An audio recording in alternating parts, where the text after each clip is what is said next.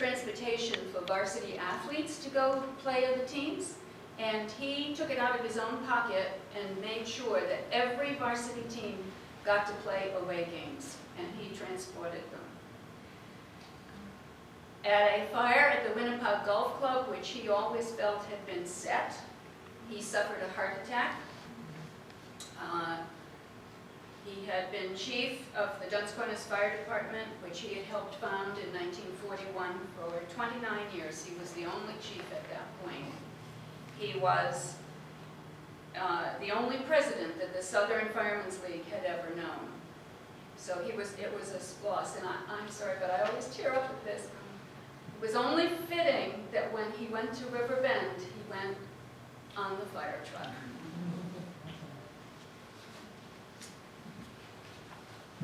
Okay, since my buddy is so good at asking questions here, what do the New York Highlanders, the St. Louis Browns, and the Cincinnati Reds have in common? Red Sox. Well, close. They're all Major League baseball players, and we do have a Major League player in our cemetery, John Edmund Frill. He played in those three teams from years between 1910 and 1912. He batted right-handed and threw left-handed, whatever that does for playing baseball. I don't know what I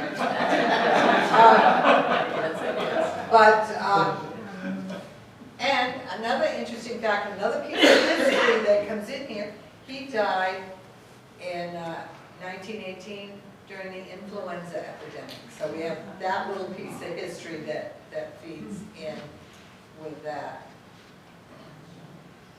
Our next person is Dr. Albert Spicer. He was the third generation of dentists here in Westerly.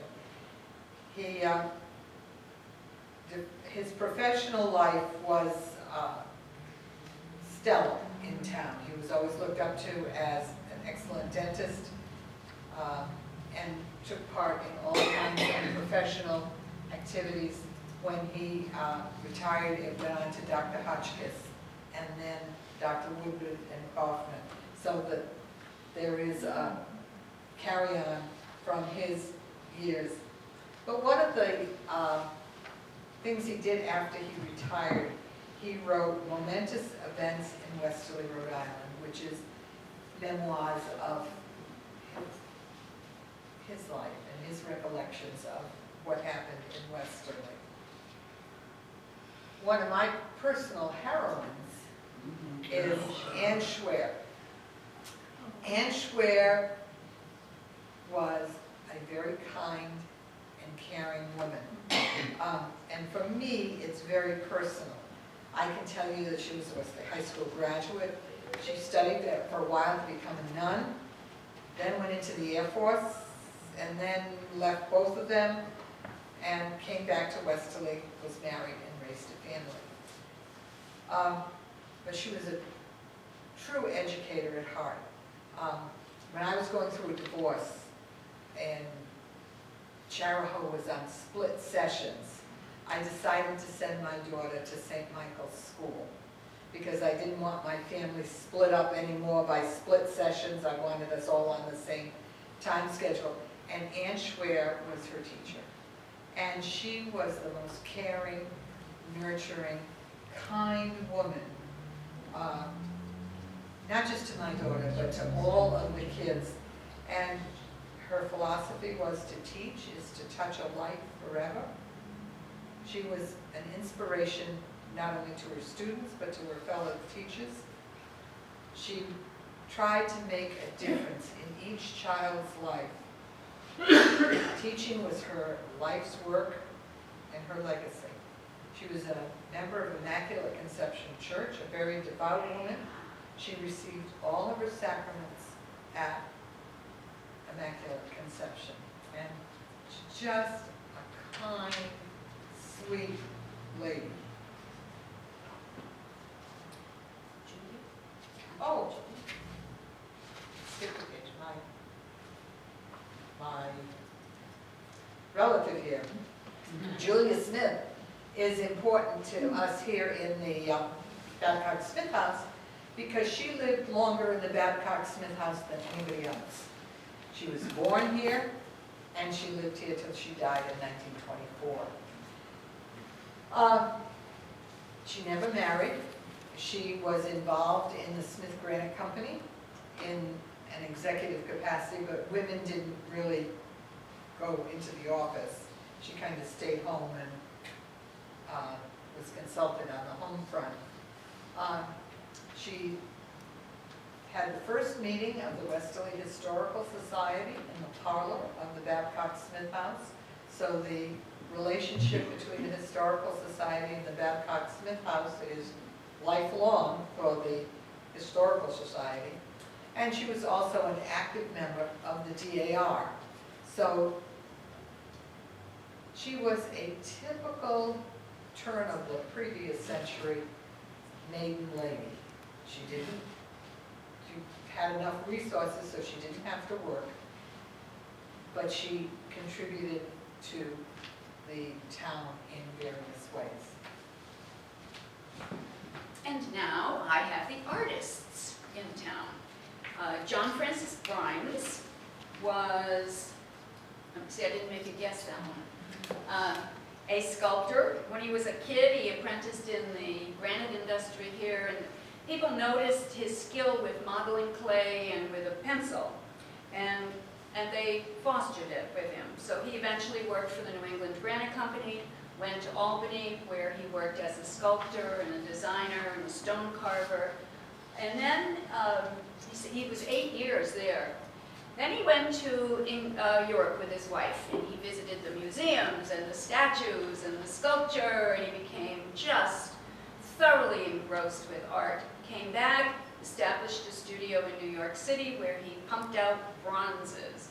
And if you are familiar with the auditorium and the library, to the left of the doors, there's a big case, display case, with some of Grimes' sculptures in the case. He died at 45. I have no idea how these people pump out so much in their short lives. And his wife outlived him by 45 years.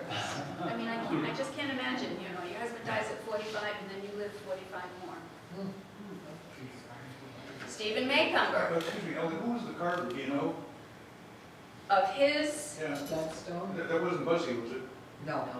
so pretty. Does anybody, do you know? I can look it up later. We'll look it up for you afterwards. I don't know if it's pretty. Yeah. Stephen Maycumber was both a student and a professor at the Rhode Island School of Design. He was a portrait, landscape, and still life painter. I guess he had all the bases covered there. He exhibited at many galleries, including the Art Institute of Chicago and the Pennsylvania Academy of Fine Arts, both very prestigious galleries. Interestingly, he served as a scout in World War I and took part in several significant campaigns. He was awarded the Purple Heart because he got gassed in World War I. Most important to us, he authored a book about the Westerly granite industry, focusing on the artists involved. And when we wrote our book on granite, which I'm sure you all have a copy of, we relied on his book tremendously for information about the artists in Westerly granite industry. Do what, Tom? I just want to mention, he's a Purple Heart recipient. Tonight, Westerly is officially a Purple Heart town, and it's being announced at the meeting tonight. What does that mean, Tom? I don't know what it all entails, but but Westerly decided that they would be a Purple Heart town, and it does mean that they're going to do something to recognize the Purple Heart, those who have received the Purple Heart. You don't win the Purple Heart, it's just an award to you. You don't win it. Well, that's interesting. Thank you for that information, Tony. I don't want to click it. There's another artist who's very famous for something else. That's a very bad clue. When he was young. You were going to say. I was wondering where he was gonna pop. Yeah, okay. Marshall Drew lived on the same road that Peggy lives on. Marshall contributed a great deal to the art world. He taught art in Brooklyn, and he moved to Westerly when he retired. He was one of the founders of the original art festival in the park. He was very active in the photography club. Most people don't know that about him. They know that he was a Titanic survivor. Well, his early life is fascinating, and it confuses people all the time. When Marshall was born, his mother died a few weeks after he was born. His father could not take care of him, so he sort of gave him to his brother. So far, so good? Right. The brother was married, James Drew was married to Lulu. Okay, James Drew married Lulu. When Marshall was 8, they decided to go to Cornwall to see some relatives, and they went over on the Olympic, visited the relatives, and on their return, they booked a second-class passage on the Titanic. When the Titanic hit the iceberg, James Drew was up above, and he went down to the second-class level to warn his wife and Marshall. Marshall remembered the drop into the lifeboat and the lurching and the swinging of the lifeboat. He remembers the sound of grinding machinery, people dropping into the water, which it must have been horrible. And then being a kid, he fell asleep in the lifeboat. There was nothing after that. So when he woke up, the iceberg was there, and the Carpathia was there to rescue them. And he, being a kid, didn't really adhere to protocol. They were all supposed to check in, you know, and say, okay, here I am, I'm so-and-so. Marshall figured out very quickly that the plan of the Carpathia was similar to that of the Titanic, and he was hungry. So he scooted past all the people that were doing the registrations and went to get something to eat. And so for years afterward, he was listed as among the missing. And of course, we know that he wasn't. When they came back to New York, his biological father met him and then died a few weeks later. This is not easy. So Lulu, who's no blood relationship to Marshall, adopts him, married my Uncle Richard Opie. So that is how he came to live in Westerly, because they lived in Westerly on the Old Post Road. So. Is this going to be on the test? It I lost that. will be. You know, it took me years to figure this out. Years to figure I out. guess his uncle perished. I'm sorry? His uncle died on the Titanic? Yes, he did. Yeah, and Lulu survived. Yeah. And I never knew her as Lulu. She was always Aunt Lou, but I guess other people knew her as Lulu, so. Who did you say she married? Who did she marry? Richard Opie, who was not the granite Richard Opie, it was his son. Got that? Got it. Okay. Well, you know, when we're doing these families, they have the same names. Yes, they do. Generation to generation, it gets very crazy. It's Westerly. I know. Okay, Dr. John Champlin. I didn't know a thing about Dr. John Champlin, but he was a local physician, an astute businessman, and a real estate investor. He lived at 9 Granite Street and had a private hospital there before the Westerly Hospital opened in 1925. Okay, fine. But he built a resort down where Champlin Woods condos are now, and the condos and the apartments and everything. It was a hotel. It had a restaurant. It had stables. It had 15 to 20 miles of woodland paths, not the way the Land Trust has it now for people to walk, but for you to ride your horse. And across the street there were polo grounds. I mean, how many of you knew there were polo grounds across the show? Oh good, I'm not alone. Okay, very good. In 1928, a group of Watch Hill residents approached him because evidently riding horses in Watch Hill had become dangerous, wasn't too safe. So they rented 200 acres from him, and then they added stables for 30 horses. And then I suppose they played polo across the street, and they rode their horses, and that was all hunky-dory until horseback riding went out of fashion.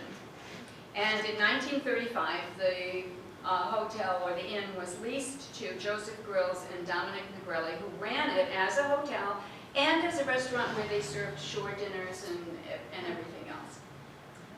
I have no memory of this, I'm not that old. You know what the name of it was, Ellen? Oaks Inn, O-A-K-S Inn was the name of it. So that lasted until Pearl Harbor. And when the Japanese attacked and Pearl Harbor threw everybody into a tailspin, the military immediately, the government immediately confiscated the hotel, the land, everything. And in 1942, a coastal defense battery, World War II military site, was established. A 4-gun, 155 millimeter gun battery was installed on top of the glacier moraine. The hotel worked as a barracks and housed the soldiers who were manning the battery. There was also a group of soldiers there who were assigned to guard Misquamicut Beach against marauding submarines and invading Germans.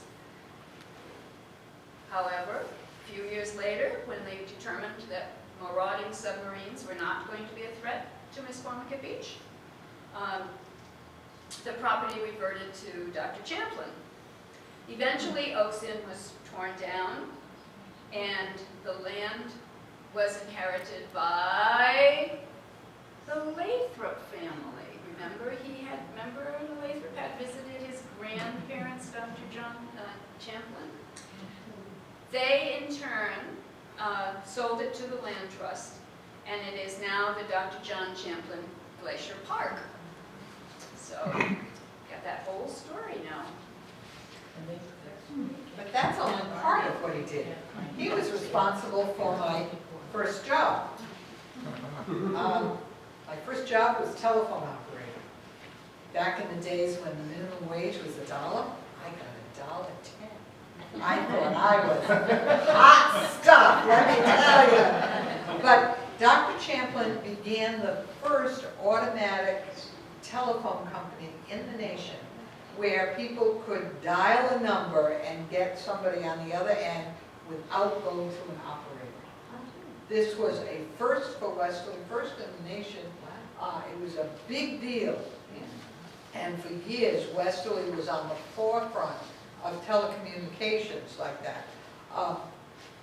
And it was, the slogan of the Westerly Automatic Telephone Company was prompt. As soon as you picked it up, got a dial tone, you could dial. You didn't have to wait for the operator to ask you for your number. It was private because the operator couldn't listen in. And therefore, it was perfect. And it kept this town in the forefront of telecommunications for a very long time. When did that start? He started that, I don't have a date. I think it was like teens in there, teens or 20s. Teens or 20s, yeah. Yeah. And it went out of business, unfortunately, before I graduated from college, so I had to find a different job. But it was, I was there at a transition when it was making the transition to the fully dialed long-distance calls. The office was on Main Street. Yep, and the telephone operators were upstairs there. And I was jealous I wasn't making $1.10 an hour.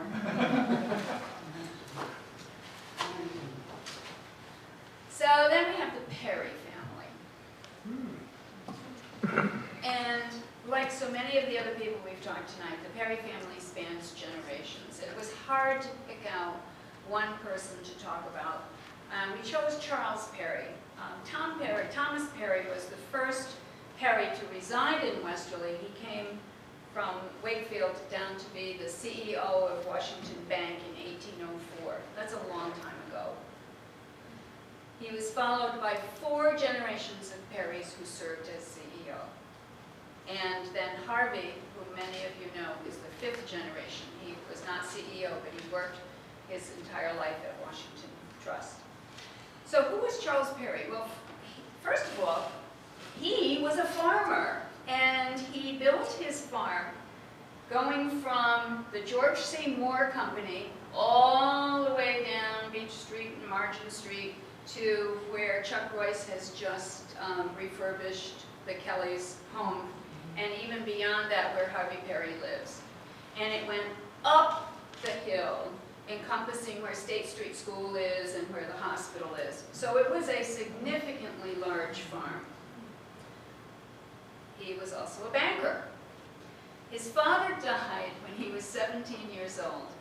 And the board of directors got together and they looked around the table and they said, who is the best one to run this company? Charles Perry. But he was only 17. His mother had to go in and sign all the legal papers until he came of age. Can you imagine? 17-year-old bank president? Or whoever he was, because he had other presidents, but he was the head honcho.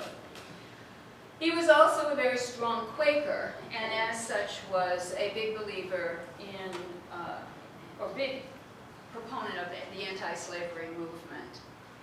He hosted Frederick Douglass, who came to Westerly to talk on 4 different occasions. Imagine that, you know, imagine picking out Westerly to come to talk to. And he hosted him on Margin Street, in the house on Margin Street. One day, a farm worker came to tell him that an escaped slave had stowed away on a ship that was coming up the Pawtucket River and was presently in Charles Perry's barn. So Charles Perry that night wrapped the runaway slave in a carpet, put him in the farm wagon, drove to Ashaway where he knew there was a safe house, deposited him, and on he went on the Underground Railroad. That's the only documented incident that the Perry family has, although common lore has it that there were other occasions on which Charles Perry offered his house, and his house was on the Underground Railroad. We don't know that as a fact, but certainly this was a man who lived his religion. He met Abraham Lincoln twice. He went to Washington to try to appeal for clemency for some men who were imprisoned because they refused to fight in the Civil War. They also refused to have anybody pay for them. In those days, you know, you could pay to have somebody take your place and fight. And they refused because they felt that that was just as bad as fighting yourself, and they were not fighters. He then had his son Charles Perry, and his son Arthur, and his son Robert, and his son Harvey, and of course the next 4 became CEOs of Washington Trust.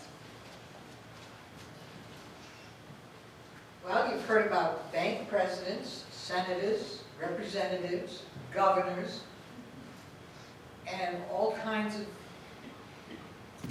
influential people. Our last person is Anna Thornton Williams, and her gravestone here is very hard to read. You can't read it, but it does say that she was born a slave. And we wondered what this was all about, and we did some research on this, and she was born in Kentucky, and when she was born in 1856, she was born as a slave.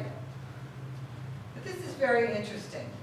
One of the researchers found her data in various census reports. Catch this. In the 1900 census, she was Anna Thornton, a black female. She was 44, and her occupation was listed as health specialist, whatever that means. Remember that, black female. 1910, Anna Thornton, age 54, is a mulatto. And she's still known as a health specialist. 1920.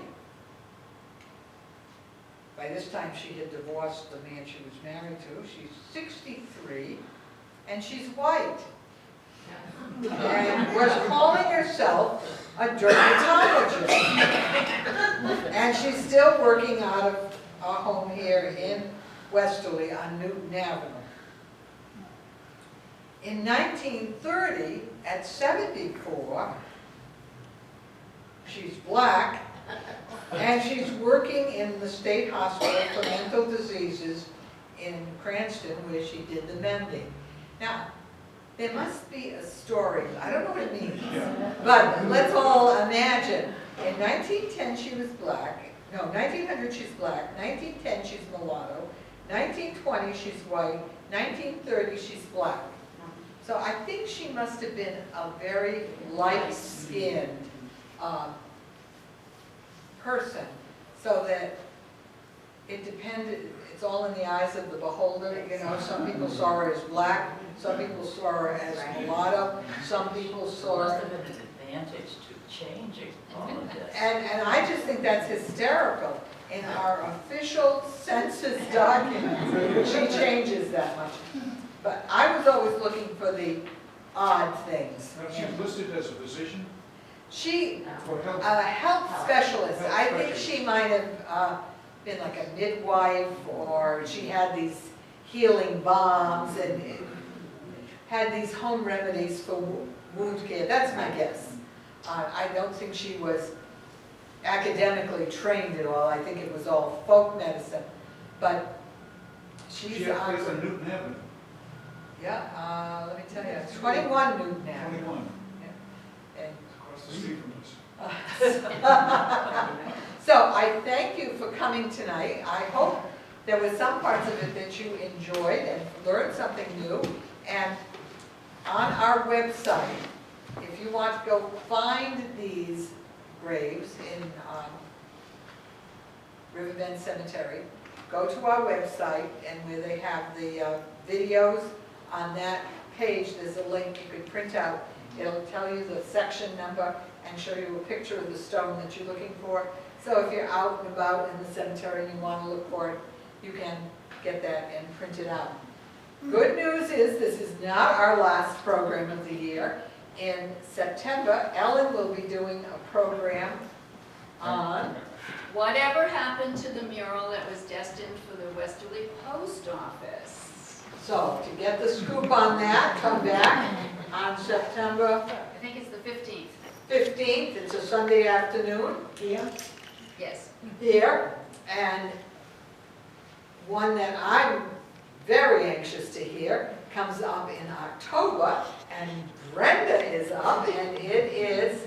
A little history, a little mystery, a little travel, as my husband and I have gone from Maine to California to Florida, chasing Smith stones.